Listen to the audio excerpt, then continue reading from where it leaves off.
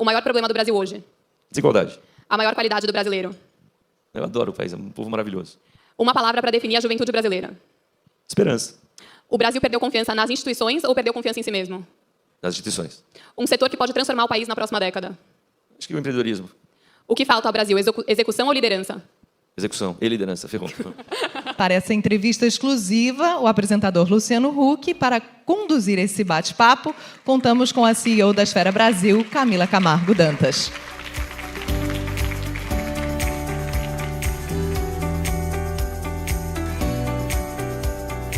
Imagina. Bom dia a todos.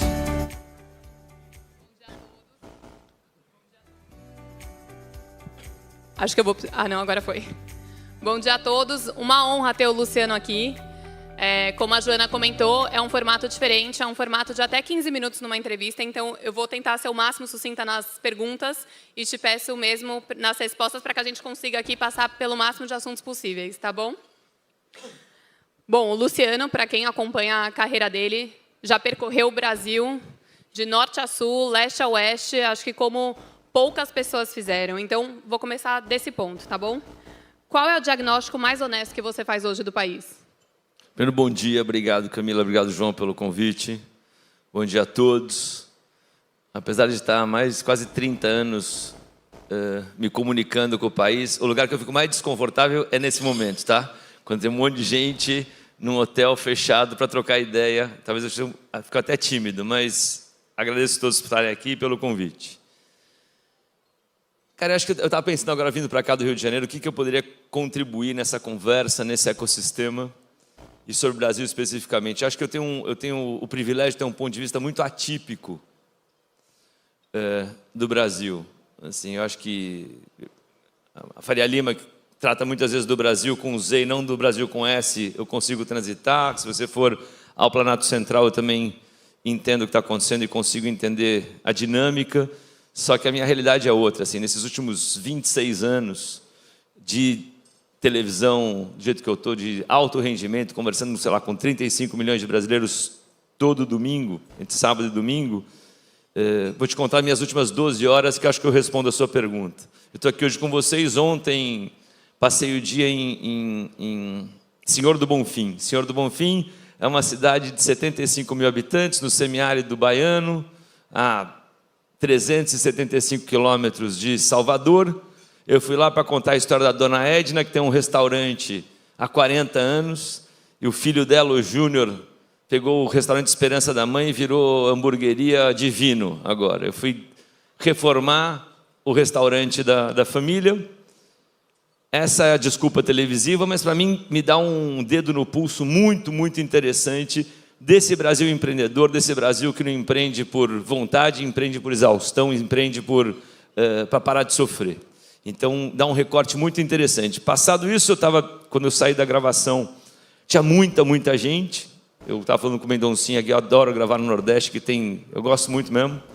E no meio da confusão, eu vejo alguém chegando, eu falo, o prefeito quer tirar uma foto com você. Eu tirei a foto com o prefeito, eu vi que o povo tinha sido super carinhoso com ele. Eu falei, chama Laércio, eu falei, você quer almoçar comigo? A gente foi conversar e me faz um outro recorte no mesmo dia de um outro Brasil, que é o cara que foi 9 vezes vereador na cidade dele, está no segundo mandato como prefeito, foi reeleito com 80% dos votos, muito orgulhoso com as 17 ambulâncias que ele comprou nos últimos 4 anos, que tinha uma ambulância só na cidade, me contando que a economia da região, 56% da economia dele gira em torno do Bolsa Família, e quais são as dificuldades de você gerir um orçamento de quase 380 milhões numa cidade daquele tamanho, enfim. Por que eu estou falando isso? Eu sou uma pessoa muito curiosa. Eu sou apaixonado pelo Brasil. Eu não vou desistir do Brasil. Acho que o João até entrou num jeito meio pessimista. Eu sou um otimista convicto. Eu acredito no país e eu realmente espero, quando a gente sente aqui de novo daqui 20 anos, que a nossa geração não tenha deixado um país que não gere oportunidade para todos, com essa desigualdade abissal que a gente vive. Eu realmente acho que o Brasil pode ter projeto e eu acho que a nossa geração ainda pode implementar um projeto no Brasil que, de fato, a gente tem um país eficiente e afetivo. Termino dizendo isso. Eu acredito, e o que eu estou aprendendo em relação ao nosso país não aprendi em Harvard, não aprendi em Stanford, não aprendi nem na USP, eu aprendi na casa da dona Edna, conversando com o prefeito da cidade pequena, andando na rua, vendo quais são tendo o dedo no pulso do que de fato é o Brasil, muito distante desse ecossistema, muito mesmo. Assim, acho que do jeito que eu comecei, eu termino. Eu tenho muito medo quando a gente discute o Brasil, que é um Brasil com Z, que é um Brasil muito distante da real necessidade das pessoas. E é fato que esse ecossistema, a gente muitas vezes fica numa bolha distante da realidade. Então, acho que a minha obrigação, como da onde eu vim e para onde eu estou indo, assim, como eu fui criado, a minha obrigação é furar essas bolhas e tentar construir pontes entre quem nunca nem conversou. Obrigado. Você falou bastante aqui sobre a visão positiva ou negativa, que a gente sempre tem que manter esperança. Mas se a gente for pegar aqui agora a geração dos jovens brasileiros de hoje, e até vou complementar aqui com uma entrevista recente que o Preto Zezé deu, algumas semanas atrás, falando sobre por que os jovens estão desmotivados com a política. Ele até citou falando, antigamente, se você tinha um diploma na faculdade, isso já te garantia um bom emprego. E hoje não é mais assim. Então, você, olhando para esse jovem hoje, ainda mais desse ponto cego que acho que todos têm aqui e você não, você acha que eles têm mais ou menos esperanças do que 10, 15 anos atrás? Eu acho que mais. Eu acho que de fato, se você pegar o mundo 10 anos atrás, talvez a gente tenha tido um momento da humanidade de maior número de paz, de maior qualidade de vida. A gente andou muito para trás, né? Hoje você tem guerra no Oriente Médio, você tem guerra na Europa, você tem questões que a gente não tinha 10 anos atrás. Mas eu acho que essas novas gerações, como é mais fácil falar dar opinião, é mais democrático o acesso para distribuir conteúdo, as pessoas se sentem mais participativas na sociedade. Mas o que eu sempre digo, tem uma passagem, e eu concordo que o João estava falando no começo, a gente pode juntar todos os filântropos do Brasil, a gente pode juntar todos os empresários do Brasil, que a gente não consegue mexer no ponteiro da desigualdade. Quem mexe no ponteiro da desigualdade de verdade é o governo é gerido pela política, a política pelos políticos. Então, se a gente não qualificar o debate no Brasil, se a gente não qualificar a política no Brasil, não tem a menor chance da gente ter um país que de fato se desenvolva. Então, a gente ignorar a política é a gente ignorar um país mais justo e mais eficiente. Então, tem uma passagem, quando a gente fez o Renova, há 8 anos atrás, para quem não sabe, a gente fez o Renova, era uma escola de liderança, vamos dizer assim, seja o candidato que você gostaria de votar. A gente tem mais de 1.700 formados que estão, você tem ideia, agora não porque é por causa da eleição, mas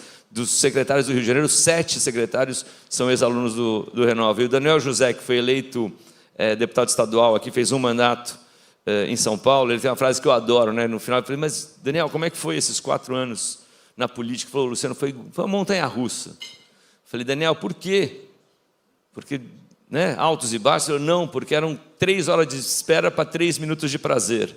Então, assim, a política é um lugar que a gente precisa ressignificar ela como ela precisa ter mais gente qualificada e as coisas precisam andar. Mas eu acredito na política como uma ferramenta de transformação. Não, perfeito. E você defende bastante que empreender hoje pode ser uma solução para o Brasil. Por que você acredita nisso? Porque o verdadeiro tripé econômico do Brasil é Uber, bolo de pote e venda de cosmético. Então, assim, e os 3 passam pelo pequeno empreendedor. Então, e como eu falei no começo, mas não é o empreendedor que escolhe, que vai, levanta capital, e não é venture capital na favela, não é disso que a gente está falando, é o empreendedorismo da exaustão. As famílias querem empreender para parar de sofrer.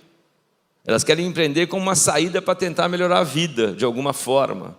Então, sim, o Brasil é empreendedor, aqui ele é empreendedor, mas eu falo do Brasil empreendedor lá embaixo mesmo, o Brasil empreendedor que está no dia a dia, na lida, nas comunidades, nas quebradas, nas periferias, e que é muito forte. A história de ontem que eu acabei de falar é isso, sabe? A mãe que ela é abandonada pelo marido com 4 crianças em casa pequena, vira mãe solo em Salvador, vai morar em Taparica, era gerente de uma ótica, é demitida. A única coisa que ela sabia fazer era coxinha, que a mãe dela tinha ensinado. Ela começa a vender coxinha em Bom Jesus. E com coxinha ela cria os 4 filhos, e com coxinha ela abre um restaurante. E aí o filho, na pandemia, quer ajudar a mãe, monta um food truck de hambúrguer, aí vem a pandemia, aí ele quebra, aí estaciona, e aí é para tentar sobreviver. E sim, sim, eu acho que esse Brasil empreendedor tem que ser empoderado, tem que ser ajudado, tem que ter política pública, tem que fazer parte. Eu acho que é um motor importantíssimo da economia. E até puxando o que você falou, que existem vários Brasis dentro do nosso Brasil. Como fazer Brasília estar mais perto do Brasil real, como você vem falando aqui?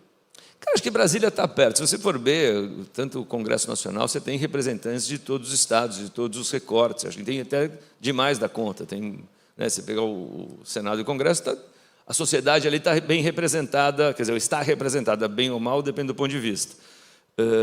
Mas acho que não é sobre o número de representantes, é sobre a qualidade dos representantes, é sobre a qualidade do gasto, é sobre a qualidade da eficiência do gasto no Brasil.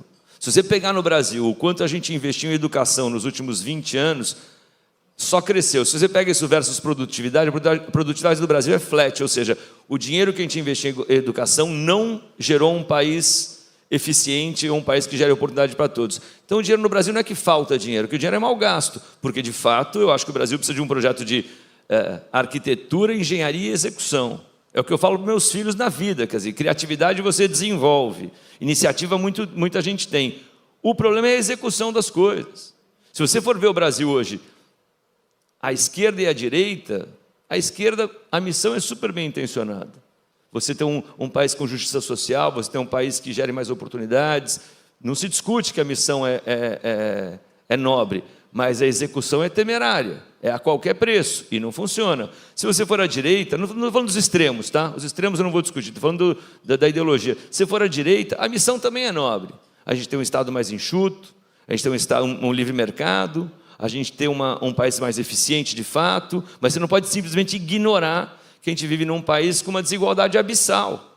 Então, assim, por que a gente não pode curar? Por que a gente não pode jogar com as duas pernas? Por que a gente não pode curar o melhor dos dois lados? Por que a gente não pode ter um projeto para equilibrado, onde de fato a gente cuide das pessoas, onde de fato gere oportunidades, mas a gente seja eficiente? Então, eu realmente acredito, não enxergo isso nesse momento, realmente não enxergo, que a gente tenha equilíbrio em algum momento, que a gente consiga falar baixo e ser ouvido, que a gente consiga discordar no debate e não no ódio. Então, eu não vou desistir de ter um país do jeito que eu acredito, que possa gerar oportunidades e que seja mais eficiente. Você falou bastante sobre eficiência. Se a gente pudesse metrificar numa escala de 0 a 10, quanto que você acha que o Brasil está eficiente hoje? Hoje, acho muito ineficiente, em todas as frentes. Acho muito ineficiente. É a conversa de ontem, beleza, o Laércio, lá, o prefeito da cidade de Senhor do Bonfim, tem 56% da sua economia no Bolsa Família. O que acontece? Você não gera nenhum tipo de estímulo para que as famílias queiram sair do Bolsa Família. Na verdade, elas criam um monte de atalhos para conseguir ficar no programa de distribuição de renda e de proteção social ad eterno. A gente precisa criar um estímulo. Como é que você sai? Como é que você motiva a família que precisa, necessita do Bolsa Família, tenha vontade de querer sair desse programa e de mobilidade social no Brasil? Você pega estudo da OMC, tá? OCDE, desculpa. Uma família no Brasil, para sair da base da pirâmide social, para chegar à média da classe média brasileira, são 9 gerações. 9 gerações quer dizer que você não tem esperança, que nem o seu filho, nem o seu neto, nem o seu bisneto vai ter uma vida melhor que a sua. Você fica sem estímulo. Então, essa não mobilidade social, essa loteria do CEP que a gente vive no Brasil, que o lugar que você nasce determina o número de oportunidades que você vai ter na vida, se a gente não romper isso, a gente não avança. Com certeza. Bom, você é um fã de inteligência artificial, investe em várias startups desse ramo, então vou te perguntar assim, hoje o maior risco da inteligência artificial é econômico ou democrático? Eu estava falando com o Fábio Coelho agora, acho que tem um monte de... a gente está vivendo, melhor do que ninguém, vocês sabem, vai mudar o jeito que a gente vive, que a gente trabalha, que a gente administra as empresas, que a gente governa, que a gente vai para a guerra, tudo vai mudar. Vai ser a maior transformação tecnológica em séculos. De um lado é muito bom, do outro a gente tem que lembrar que na história da humanidade todos os grandes avanços tecnológicos vieram com uma disfuncionalidade geopolítica enorme que gerou guerra. Então, como é que a gente evita isso? quando a gente fala de eficiência, para todos nós, as empresas ou os governos, a AI pode ajudar muito. Isso tem que ser discutido nessa eleição. Quem vai ter um projeto de fato de trazer essa nova tecnologia para dentro da gestão pública? E como é que a gente pode fazer com que a eleição não seja maculada pelo mau uso dessa tecnologia? Então, a gente está enfrentando uma série de desafios, do mesmo jeito que a nossa geração está vivendo uma pandemia, e a gente teve que passar por ela sem saber como é que seria uma pandemia em tempos modernos, a gente vai passar pelo implemento, desenvolvimento e execução de uma nova tecnologia que a gente não viu nada parecido. Então, esse assunto tem que ser discutido. O Yuval Harari falou uma coisa, só para encerrar, que eu acho que vale a pena. Ele fez uma comparação da AI com uma faca, a analogia dele. Falou, a faca, se você dá na mão de alguém, ela pode cortar o alimento que você come todo dia. Se der numa mão errada, ela pode virar a faca que te mata. E se der numa mão correta também, ela pode salvar uma vida, numa cirurgia. A AI é esta faca com autonomia de decisão.